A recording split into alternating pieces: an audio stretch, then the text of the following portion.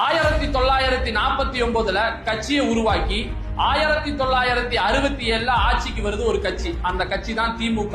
கிட்டத்தட்ட 18 ஆண்டுகள் அரசியல் பண்ணி தான் அந்த ஆட்சிக்கு வருது. திமுக ஆட்சிக்கு வரக்கு முன்னாடி வரைக்கும் எந்த மாநிலம்னாலும் காங்கிரஸ் தான் தனி பெரும்பான்மை வரும் அப்படிங்கறத திமுக மாத்தி 1967 ஒரு வரலாறே படைக்குது திமுக.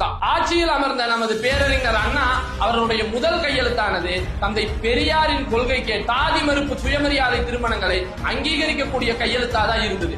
அதற்கப்புறம் பாத்தீங்கன்னா 1969 மெட்ராஸ் பிரசிடென்சி அப்படின்னு இருந்ததை இன்னைக்கு இருக்கக்கூடிய தமிழ்நாடு என்ற பெயரை மாற்றியதும் அண்ணாதுரை தான். அண்ணாதுரை தவறினதுக்கு அப்புறம் அந்த கட்சியானது முத்தமிழறிஞர் கலைஞர் கிட்ட வருது. முத்தமிழறிஞர் கலைஞர் பாத்தீங்கன்னா கிட்டத்தட்ட 5 முறை சிஎம்மா இருக்காரு.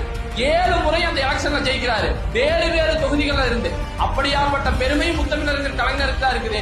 அதே மாதிரி 5 முறை, அதாவது இங்க தமிழ்நாட்டிலேயே மிக நீண்ட காலம் முதல்வராக இருந்த பெருமை முத்தமிழறிஞர் கலைஞருக்கு தான் சேரும். கிட்டத்தட்ட 6863 நாள் அவர் இங்க முதல்வரா இருக்காரு. அதற்கப்புறம் நமது முத்தமிழறிஞர் கலைஞர் அவர்களின் மறைவுக்கு அப்புறம் இந்த திமுகங்கிற கட்சியானது நமது ஸ்டாலின் அவர்கள் கைக்கு போகுது. அவர் இன்றைக்கு முதல்வரா இருக்காரு. அப்படிப்பட்ட ஒரு அரசியல் வரலாறு உடைய ஒரு கட்சியை நேற்று கட்சி ஆரம்பிச்சு இன்னைக்கு நாங்க ஆட்சியை பிடிச்சிருவோம் அப்படின்னு சொல்லக்கூடிய ஒரு நடிகர் இந்த கட்சியை தோற்கடிச்சிருவாரு, இந்த கட்சியை அழிச்சிருவாரு அப்படின்னு இவங்க சொல்றதுதான் நமக்கு வேடிக்கையா இருக்குது அப்படிங்கறத இங்க நம்ம பதிவு செய்யணும்.